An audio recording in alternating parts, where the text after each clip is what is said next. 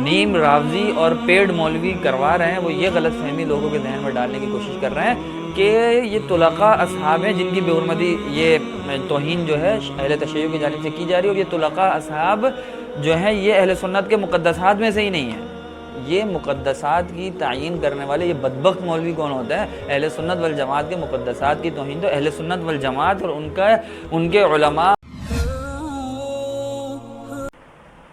السلام علیکم ورحمۃ اللہ وبرکاتہ۔ اللہ تعالیٰ کے حبیب صلی اللہ تعالیٰ علیہ وسلم اور آپ علیہ السلام کے اصحاب، چاہے وہ خلفائے راشدین ہوں، اصحاب بدر و احد و خندق ہوں، صلح حدیبیہ کے اصحاب ہوں، یا آپ علیہ السلام کی زندگی کی آخری دنوں میں بھی انہوں نے اسلام قبول کیا ہو اور اسلام کی حالت میں ان کا انتقال ہوا ہو، وہ تمام کے تمام اصحاب، ان کا تقدس، آپ علیہ السلام کی شان رسالت کا تقدس، اس کی حرمت ہر مسلمان کے ایمان کا حصہ ہے۔ ہر اہل سنت والجماعت سے تعلق رکھنے والا انسان آپ علیہ السلام کی شان رسالت، آپ علیہ السلام کے اہل بیت اور اصحاب کی تقدس کو اپنے ماں باپ کے تقدس پہ فوقیت دیتا ہے، چاہے وہ ازواج مطہرات ہوں، چاہے وہ اہل بیت ہوں، چاہے وہ اصحاب کرام ہوں، چاہے انہوں نے کسی بھی وقت میں اسلام قبول کیا، ان کی توہین، ان کی بے حرمتی کوئی مسلمان، کوئی اہل سنت والجماعت سے تعلق رکھنے والا شخص قطعاً برداشت نہیں کر سکتا ہے۔ یہ ہمارے ایمان کا حصہ ہے۔ حالیہ دنوں میں پاکستان کے ایک علاقے گلگت اور بلتستان میں اہل سنت والجماعت اور اہل تشیع کے درمیان تنازع انتہائی شدت اختیار کر گیا ہے اور انتہائی خطرے کی علامت بنتا جا رہا ہے اگلے دنوں میں، اگر قانون اور اداروں نے اس بارے میں حرکت اور بروقت کارروائی نہ کی۔ سلسلہ وہی ہے جو حسب معمول ہوتا ہے کہ اہل تشیع کی جانب سے صحابہ کرام کی بے حرمتی اور توہین کا ارتکاب کیا جاتا ہے، اور اس بار تو ایسی کسی دلیل یا کسی شاہد کی کسی نیم راوزی کو ضرورت بھی نہیں ہے کہ وہ مانگے کہ کوئی دلیل دو، کیونکہ وہ کھلا اپنے جلسوں میں انہوں نے سوشل میڈیا پہ موجود ہے ان اہل تشیع کے بیانات کہ انہوں نے حضرت معاویہ بن ابی سفیان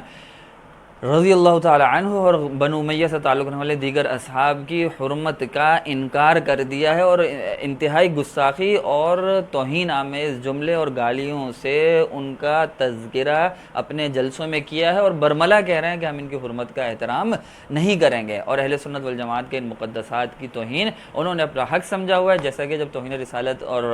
توہین اصحاب اور توہین اہل بیت بل آیا تھا، اس وقت بھی میں نے ذکر کیا تھا کہ یہ اہل تشیع کے بیانات سے واضح ہوتا ہے کہ ان کو یہ اس توہین کو اپنا حق، اپنا ایمان، اپنے عقائد میں سے سمجھتے ہیں، تو جب یہ توہین وہ کرتے ہیں تو پھر اہل سنت والجماعت کی طرف سے ریئیکشن آتا ہے، ان کی طرف ایف آئی آر کٹوائی گئی۔ جب ایف آئی آر کٹائی گئی تو اب اہل تشیع دھرنا دے کے بیٹھے ہوئے کہ ہمارے علامہ باقر ملعون کے خلاف ایف آئی آر کیوں کٹوائی گئی؟ تو ایف آئی آر نہیں کٹوائی جائے گی تو کیا کیا جائے گا؟ یہ توہین اصحاب و اہل بیت بل اگر پاس ہو جائے صدر صاحب کے سائن کے ساتھ اور قانون کا حصہ، اور اس پہ عمل درآمد کیا جائے، تو یقین کریں کسی اہل تشیع یا کسی انسان کی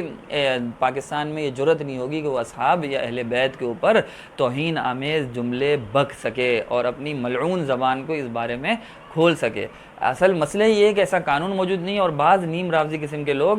دو غلط بیانیاں اور غلط فہمیاں عوام میں ڈالنے کی کوشش کر رہے ہیں۔ ایک تو آپ نے غور سے سماعت کرنی ہے، ایک غلط فہمی تو یہ بک رہے ہیں وہ لوگ، یہ لوگوں کے ذہن میں ڈال رہے ہیں کہ یہ جو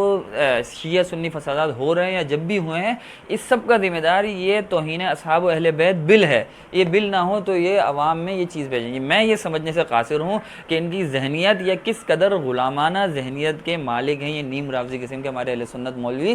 کہ یار توہین اصحاب بل میں تو یہی تو ہے کہ وہ توہین نہ کرے تو بس بات ختم ہو جائے گی۔ توہین کر رہا ہے، اس کی توہین کو آپ جسٹیفائی کر رہے ہیں اور مسئلہ قرار دے رہے ہیں اس بل کو، اس بل پہ تو عمل درآمد کیا جائے تو یقین کریں ان کی زبانیں کھینچ لی جائیں جو اصحاب رسول کو، جو اہل بیت کے اوپر زبان درازی یا گستاخی یا توہین کا ارتکاب کر رہے ہیں۔ لہٰذا یہ بل ذمہ دار نہیں ہے، ذمہ دار اہل تشیع ہیں جنہوں نے گزشتہ سے پیوستہ 10 محرم کو بھی حضرت معاویہ بن سفیان رضی اللہ عنہ کی بے حرمتی ایم اے جناح روڈ پہ کی تھی، جس پر حضرت عادل خان شہید رحمہ اللہ نے تحریک چلائی تھی، اور ہمیشہ پاکستان میں پوری دنیا میں یہی ہوا ہے کہ جب ان کی طرف سے توہین ہوتی ہے صحابہ کرام کی تو پھر اہل سنت والجماعت کی طرف سے جب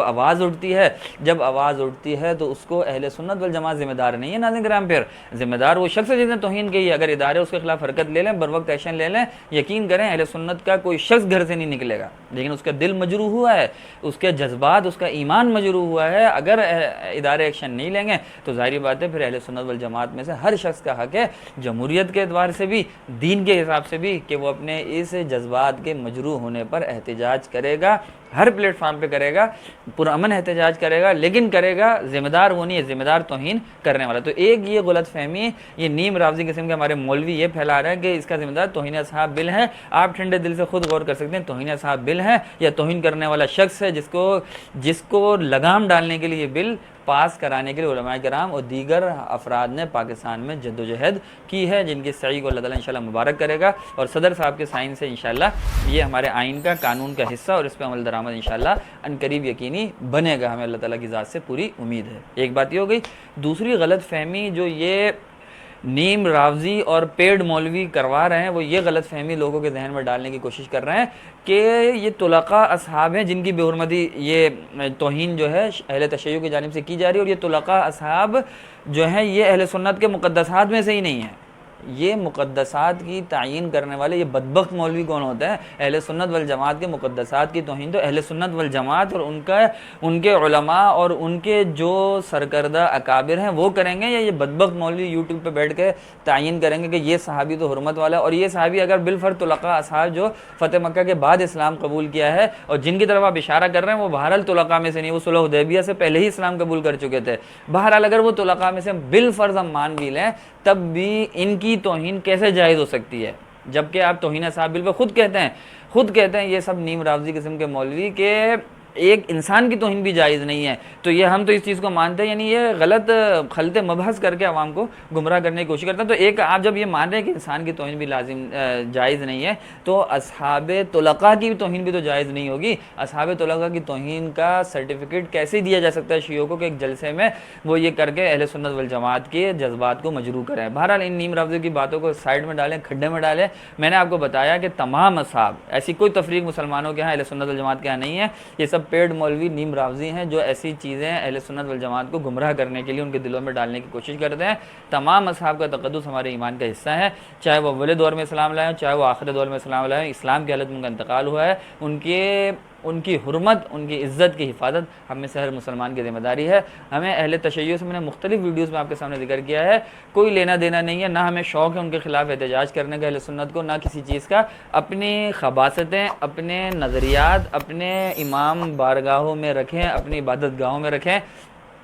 کسی کو آپ سے سروکار نہیں ہے، نہ کوئی احتجاج کرے گا۔ لیکن اگر آپ ایم اے جناح روڈ پہ اگر آپ اپنے جلسوں میں اصحاب کرام کی، مسلمانوں کے مقدسات کی بے حرمتی کریں گے اور پھر آپ یہ سمجھیں گے کہ اہل سنت احتجاج بھی نہ کرے، تو ایسا میرے خیال میں کبھی بھی نہیں ہو سکتا، ایسا نہیں ہو سکتا۔ ایک مسلمان، ایک اہل سنت والجماعت سے تعلق رکھنے والا شخص صحابہ کرام کو، ازواج مطہرات کو، اہل بیت کو اپنے ماں باپ پر، میں نے بیان کیا، مقدم سمجھتا ہے۔ وہ ان کی حرمت، ان کی عزت، ان کا تقدس اپنے ماں باپ کے تقدس سے زیادہ سمجھتا ہے۔ انہوں نے جانیں دی ہیں، وہ جانیں دیں گے، لیکن وہ یہ حرمت اور یہ بے حرمتی اور یہ توہین برداشت نہیں کریں گے۔ لہذا میں امید کرتا ہوں اور میری دلی خواہش ہے کہ یہ تنازع جو گلگت بلتستان میں انتہائی شدت اختیار کرتا جا رہا ہے، اس پہ قانون اور حکومت ہوش کے ناخن لے اور اس پہ